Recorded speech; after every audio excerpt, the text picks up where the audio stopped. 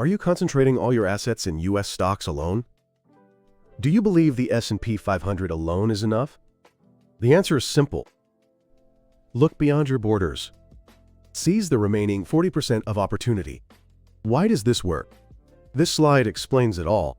Let's look at the global stock market. According to MSCI CWI data, the U.S. accounts for approximately 64% as of 2024. The remaining roughly 36% is the rest of the world outside the U.S. If you're holding only U.S. stocks, what are you doing? You're voluntarily rejecting over 30% of the world's wealth. Every day, every month, every year. But there's another problem.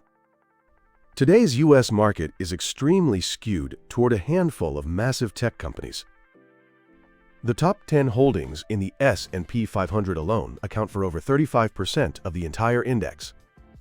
Going 100% into U.S. stocks essentially means you're concentrated in just a few companies. Regions have cycles. Long-term data shows a tendency for U.S. and non-U.S. outperformance to rotate on a multi-decade basis. There's no guarantee this trend continues, but the risk of betting in one direction is real. This is a trend reflected in decades of market data. It's not a definitive prediction, but it's compelling evidence you cannot ignore. Evidence that supports the need for diversification. And this is something you can change starting today.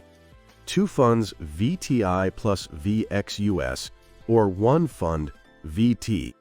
Either way, your portfolio becomes truly global. Today, let me show you the strategic case for making that move. Now, let's understand the real risks of concentrating solely in the U.S. The U.S. market is undeniably powerful. It has led the world for the past 20 years. Tech companies, innovation, consumer markets. I'm not disputing that. But the problem is this: the past does not guarantee the future. Let's look at the risks in concrete terms. First, concentration risk. According to J.P. Morgan data, the top 10 holdings in the S&P 500 account for over 35% of the entire index. Dependence on a handful of companies, the so-called Magnificent Seven driving the AI boom, has reached historically elevated levels. If those companies stumble, the entire S&P 500 is built to shake with them. Next, valuation risk. The Shiller Cape of the S&P 500 can reach levels far above its long-term average, depending on market conditions. Overvalued markets eventually correct. History has repeated this fact, time and time again. And the most overlooked risk of all, currency risk. The dollar is the world's reserve currency. But where's the guarantee that lasts forever? Excessive concentration in dollar-denominated assets means you're carrying the full weight of the dollar's own value fluctuation risk. Don't put all your eggs in one basket. This is the most fundamental principle of investing. Now let's face the historical data head-on. Over 50 years of data has something to teach us. U.S. and international stock outperformance has shown a tendency to rotate on a multi-decade basis. Look at the 1970s through the 1980s. International stocks, led by Japan and Germany, dominated for an extended period. Then what happened as the 1990s arrived? The S&P 500 significantly outpaced MSCI EAFE. It was the era of U.S. technology leading into the dot-com bubble. What about the 2000s? The BRICS boom emerged, and international stocks shone once again.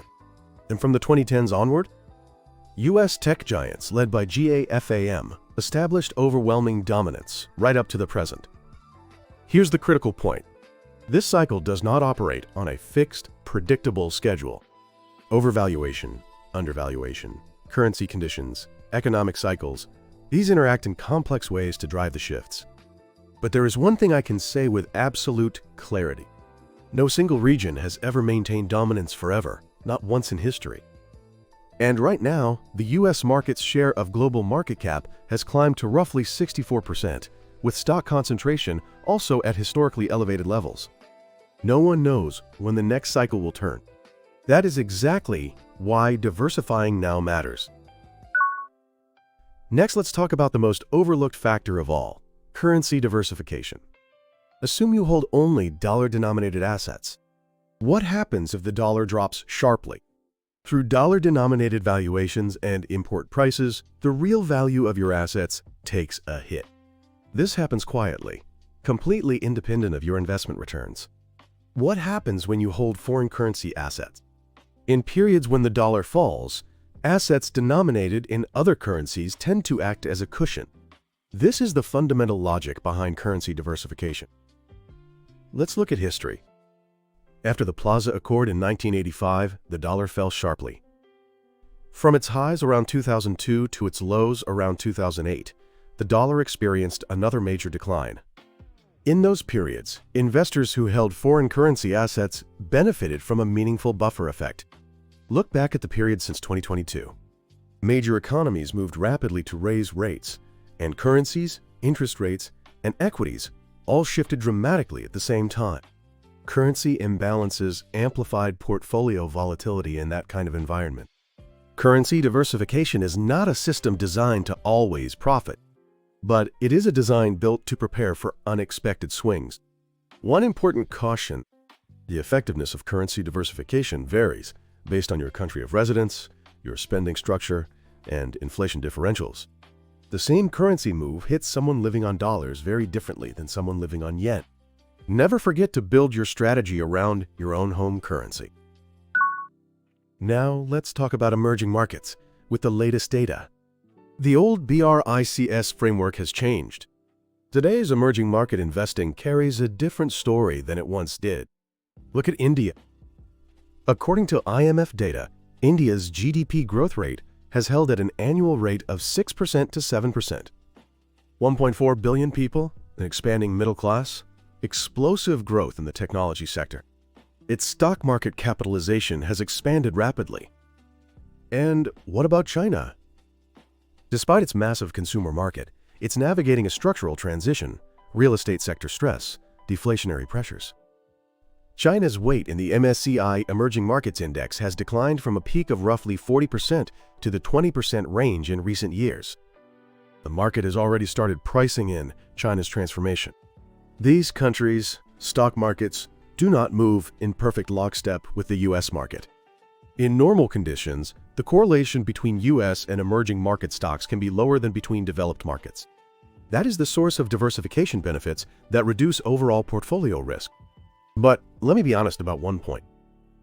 During major shocks like financial crises, correlations across global assets tend to rise. Diversification is not complete protection, but it is a far smarter design than doing nothing. Now, how do you actually implement this? Let me give you the numbers and an action plan. First, let's establish your baseline. According to Vanguard data, VT's composition is roughly 63% to 64% US and roughly 36% to 37% non-US. That is what the market itself looks like. Here's the allocation I recommend.